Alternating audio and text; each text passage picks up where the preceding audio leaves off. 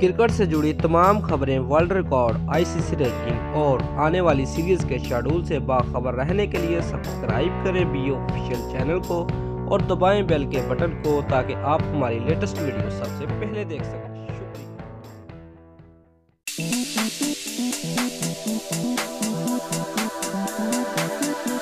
Viewers, Sharjeel Khan की cricket tournament में शिरकत कई सवाल छोड़ गई। पीएसएल 2 के आगाज में सामने आने वाले स्पॉट फिक्सिंग केस में 2.5 साल की पाबंदी आयद किए जाने के बाद ओपनर किसी ऐसे ग्राउंड में भी नहीं जा सकते जहां पीसीबी से मुंसलिक क्लब का मैच भी चल रहा हो।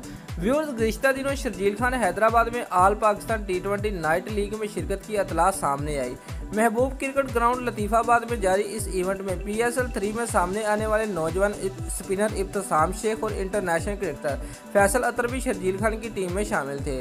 व्यूअर्स, ज़रा का कहना है कि लीग हैदराबाद क्रिकेट एसोसिएशन के तावन से और पीसीबी कवानीन के तहत हो रही है।